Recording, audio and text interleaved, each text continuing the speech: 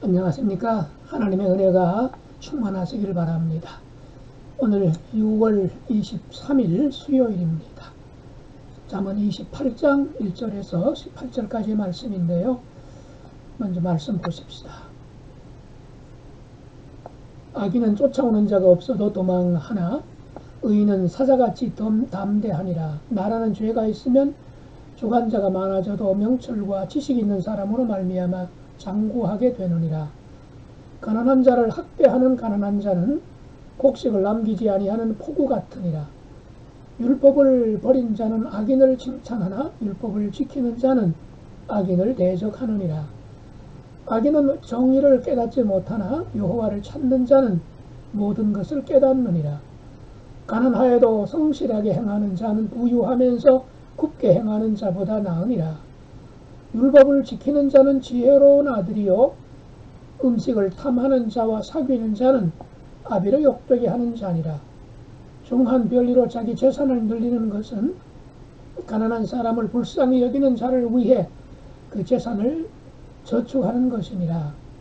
사람이 귀를 돌려 율법을 듣지 아니하면 그의 기도도 가증하니라. 정직한 자를 악한 길로 유인하는 자는 스스로 자기 함정에 빠져도 성실한 자는 복을 받느니라. 부자는 자기를 지혜롭게 여기나 가난해도 명철한 자는 자기를 살펴 아느니라. 의인이 득의하면 큰 영화가 있고 악인이 일어나면 사람이 숨느니라. 자기의 죄를 숨기는 자는 형통하지 못하나 죄를 자복하고 버리는 자는 불쌍히 여김을 받으리라.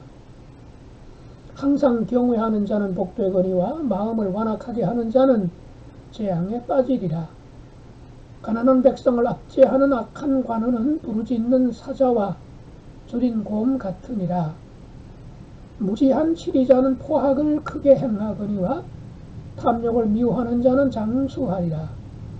사람의 피를 흘린 자는 함정으로 달려갈 것이니 그를 막지 말지니라. 성실하게 행하는 자는 구원을 받을 것이나 굽은 길로 행하는 자는 곧 넘어지리라. 오늘 말씀에도 여러 가지 주제를 말씀하고 있습니다. 크게 나누면 개인윤리 또는 국가윤리, 사회윤리 이렇게도 나눌 수가 있겠고요.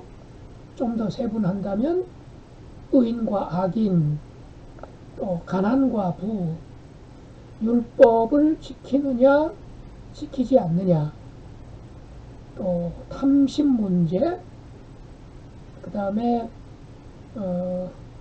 기도의 문제, 여호와 경외, 통치자는 어떻게 해야 되는가, 또 죄의 문제를 어떻게 처리해야 되는가, 그 밖에도 이런저런 다양한 주제를 오늘 본문에서 계속 말씀하고 있습니다. 1장부터 지금까지 여러 가지 주제가 나왔지만 몇 번에 걸쳐서 계속 반복되는 주제도 있고요. 그래서 한 장 속에도 아주 다양한 그런 말씀들을 담고 있습니다. 자, 2절과 12절에서는 현실 정치 문제를 다루고 있는데요. 정치의 부정적인 어두운 모습을 말하고 있습니다. 2절, 나라는 죄가 있으면 주관자가 많아져도 여러 사람들이 나와서 이런 말 저런 말 하면서 국민들을 자기 지지자로 만들려고 애를 쓰죠. 이건 당연히 대의 정치나 민주사회에서 당연히 있어야 될 일입니다. 문제는 자기 아니면 안 된다고 하는 거. 좀 건강한 비전을 제시하고 또 그걸 구체화시키고 또 그 비전을 집권하는 동안 또는 정치인으로 국민을 또는 유권자나 시민을 봉사하는 동안 100% 다 지킬 수는 없지만 지키기 위해서 약속한 것을 지키기 위해서 부단히 애쓰는 거, 이게 정치인이 가져야 될 기본적인 도리인데 나라는 죄가 있으면 주관자가 많다라는 이야기는 그야말로 자기 뜻대로 국민의 의사나 국민의 아픈 곳을 싸매어주거나 가려운 곳을 긁어주는, 그러니까 악을 제거하는 데에 힘쓰는 것보다는 사리사욕이나 당약이나 이런 것들에 무게를 두는 그런 정치 지도자, 이건 정말 문제가 되는 거죠. 그래서 명철과 지식이 있는 사람으로 말미암아 장구하게 된다. 참다운 지도자, 정치 지도자는 명철과 지식을 갖춘 사람이라야 된다는 거지요. 자기들만의 정치판에서 권력욕에 취해서 공방과 암투를 벌이는 그런 정치꾼들이 있습니다. 어찌 정치 분야만 그러겠습니까? 그런데 그런 그 지도자적 위치에 있는 이들이 그 역할을 제대로 하지 못하면 백성이 떠안는, 국민들이 떠안게 될 짐들은 굉장히 크지요. 요즘 20, 30대 청년들이 정말 힘들어하지 않습니까? 정말로 낙담하고 있고 희망을 갖지 못하는 사회, 이건 정말 불행할 수밖에 없습니다. 경제적인 문제만은 아닙니다. 자, 그래서 명철과 지식을 겸비한 정치인들이 일어날 수 있도록 우리가 기도해야 되고 또 관심을 가져야 되고요. 계속해서 그런 여론을 만들어 가야 되고요. 그런 그 지도자를 지지하려는 그 세력이 형성이 되어야 됩니다. 내년 3월인가요? 우리나라 대통령 선거가 있다고 하는데 정말 얼마 남지 않았습니다. 여야의 대권 후보군들이 벌써부터 활동을 합니다만 그야말로 정말 우리나라를 제대로 세워갈 수 있는 그런 지도자를 볼 수 있는 눈, 뜰 수 있도록, 또 그런 눈을 뜰 수 있도록 우리 자신이, 그리고 우리 국민들이, 시민들이 그런 그 시각을 가질 수 있도록 하나님이 지혜를 주시고 또 그 분야에 관심 또는 공부도 해야 되겠고요. 그래서 깨어있는 시민들, 의식 있는 유권자들이 많다는 것을 후보자들이 좀 알고 함부로 경솔하게 임시방편으로 운동하고 활동하지 못하도록 그렇게 좀 이렇게 만들어가는 정치 선진국으로 가는 나라가 될 수 있도록 우리가 계속 관심과 기도를 해야 되겠습니다. 그렇지 않으면 오늘 3절 이하에도 계속 여러 구절에 나옵니다.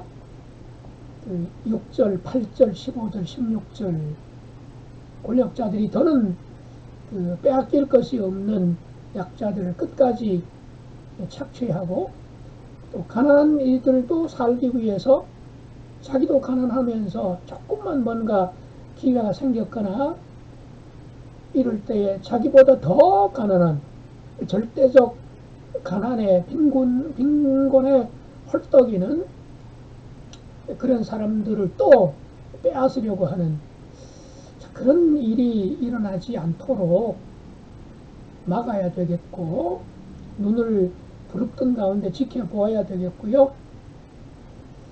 그래서 부유한 이들이 성실한 이들의 이자를 받아서 또는 투기를 통해서 불로소득을 챙길 때에 이 나라 경제는 무너지게 되고요.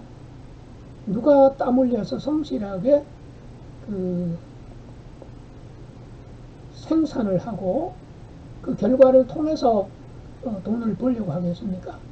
시간도 많이 걸리고 수고와 노력과 땀이 들어가는데 반면에 아주 단시간에 그냥 이상한 방법으로 수십 배의 돈을 번다. 비극이지요. 비극이지요. 그래서 이런 그 탐욕의 악의 다툼이 확산되지 못하도록 법은 제정이 돼야 되고, 그 법이 제대로 집행되고 있는지 감시도 필요하겠고요. 우리 그리스도인은 그런 부분에 현혹되지 않도록, 또 그런 나라가 되지 않도록 깨워서 기도하는 것도 우리 그리스도인들의 중대한 책무 중에 하나입니다. 그래서 어쨌든 간에 우리 그리스도인들은 바른 길로 가기 위해서 예수님이시라면 어떻게 하실 것인가, 이런 생각들을 항상 가슴에 안고 살아가야 되겠습니다.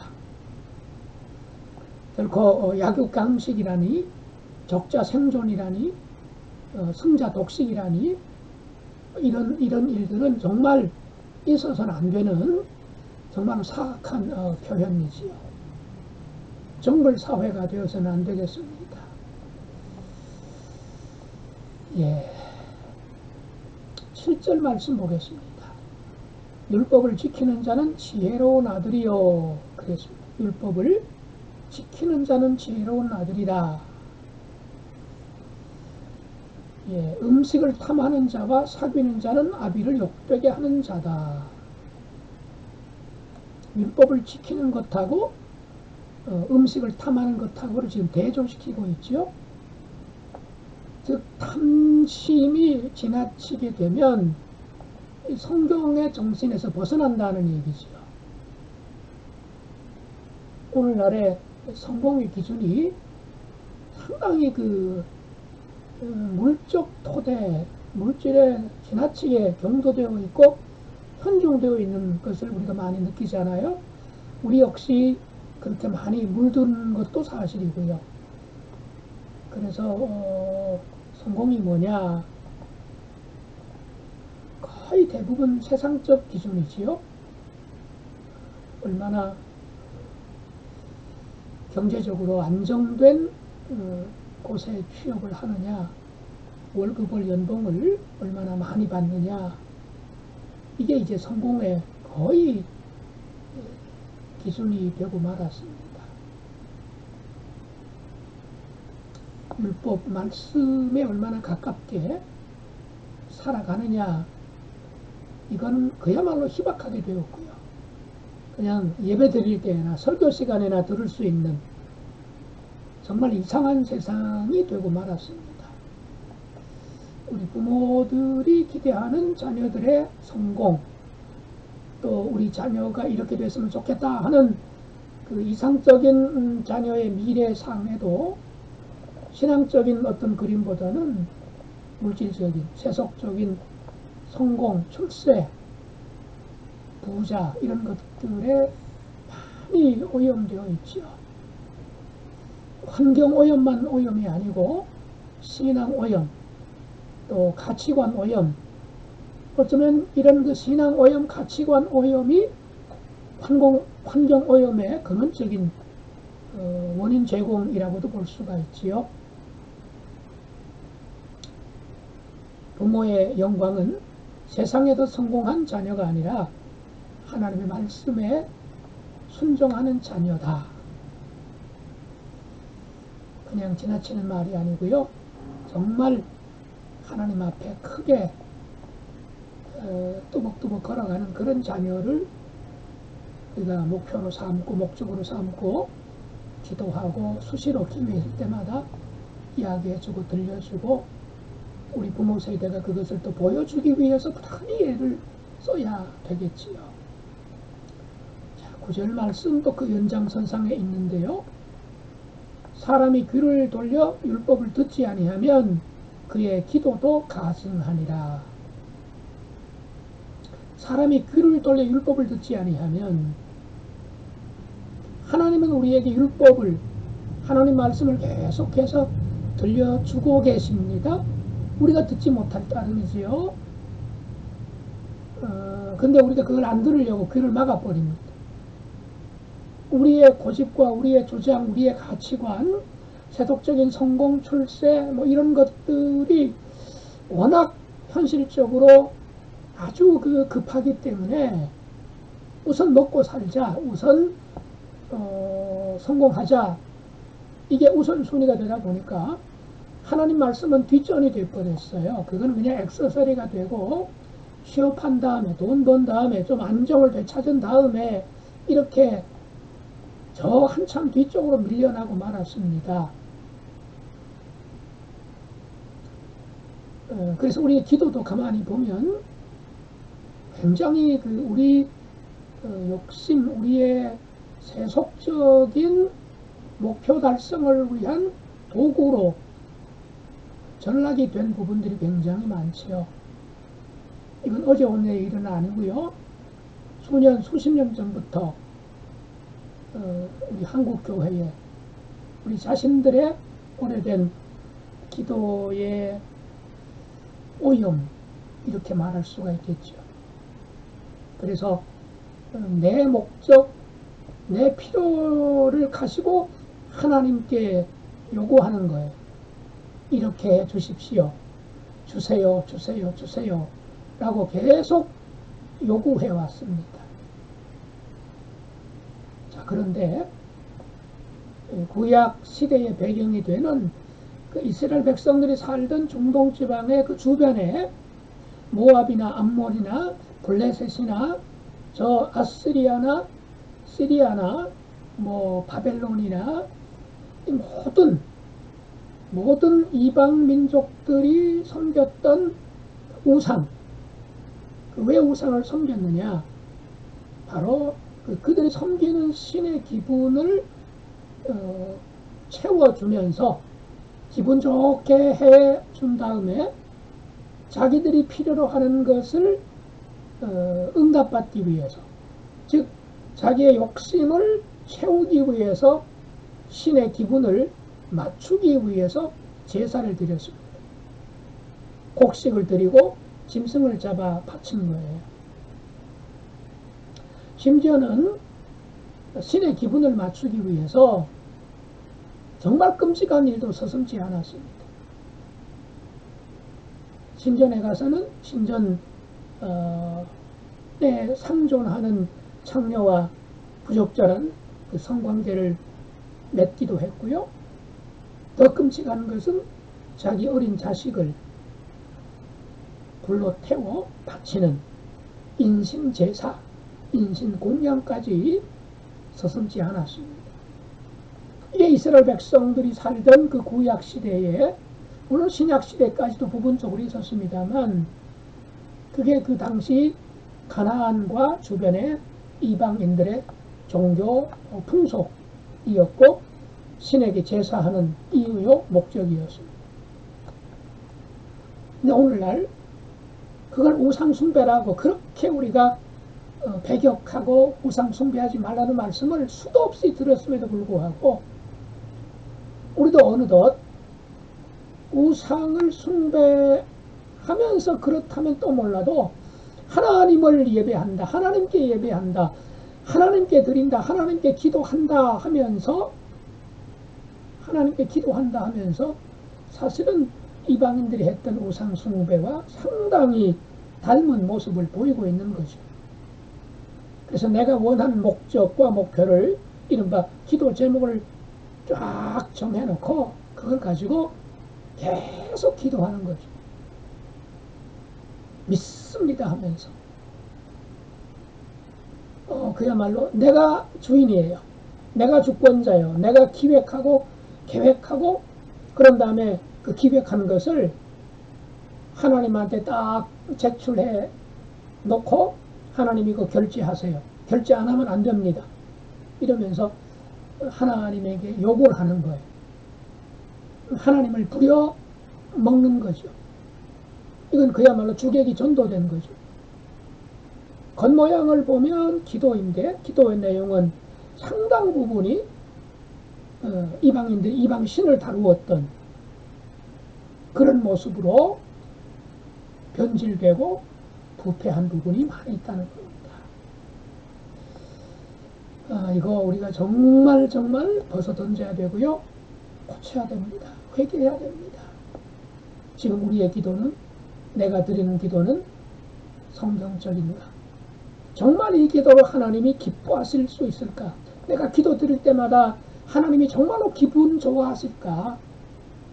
아니면 내가 기도하려고 할 때마다 아니 저 녀석은 또 달라고 그러냐? 내가 맨날 저 녀석 기분 맞추는 그런 하나님으로 알고 있나? 오히려 기도 안 하는 사람들은 하나님을 기분 나쁘게 하지 않을 수도 있는데, 기도하는 사람이, 기도를 많이 하는 사람이 하나님을 더 마음 아프게 그렇게 해 드릴 수도 있다는 것이지요. 그래서 기도는 하나님을 내가 조종하는 주문이 아니라는 거예요. 우리는 순종하기 위해서 하나님께 여쭙고, 또 하나님은 순종할 힘을 공급하시면서 대답해 주시는 분이십니다. 그래서 이렇게 해 주세요, 또는 이렇게 하셔야 됩니다, 이게 기도가 아니라, 하나님 물론 때로는 그런 기도도 해야 되지요. 그러나 정말로 기도의 정신은, 기도의 깊이는 하나님의 뜻을 여쭙는 거죠.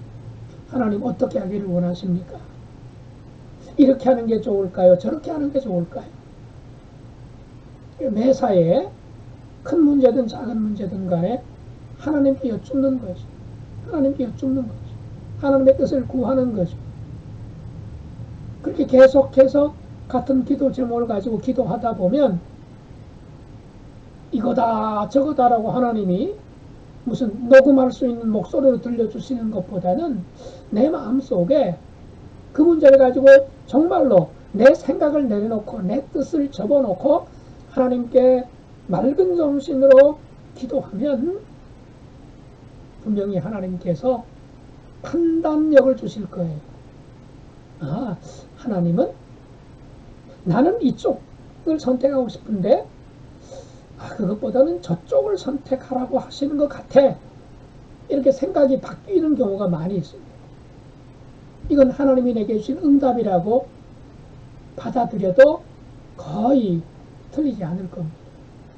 여러분, 기도는 내 뜻을 관철시키는 무기가 아니라 내 뜻을 내려놓고 하나님의 뜻을 받아들이는 순종하게 하는 무기다.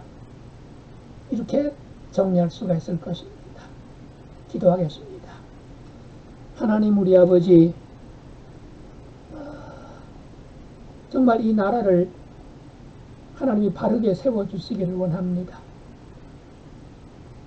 정치인은 정치인의 자리에서, 국민은 국민의 자리에서, 시민은 시민의 자리에서, 우리 그리스도인들은 그리스도인다움이라는 자리에서 나라를 위해서, 사회를 위해서 기도하게 하시고, 아울러 그 기도가 우리의 욕심이나 우리의 목적을 달성하기 위해서 하나님한테 요구하고 하나님을 윽박지르는 그런 통로로 왜곡되거나 악용되지 못하게 하시고, 오히려 내 뜻과 우리의 뜻을 포기하고 내려놓고 하나님의 뜻이 어디에 계신지를 여쭈어보고 하나님의 뜻을 깨닫고 하나님의 음성을 듣게 되는 무기가 될 수 있도록 도와주옵소서. 예수님 이름으로 기도드리옵나이다. 아멘.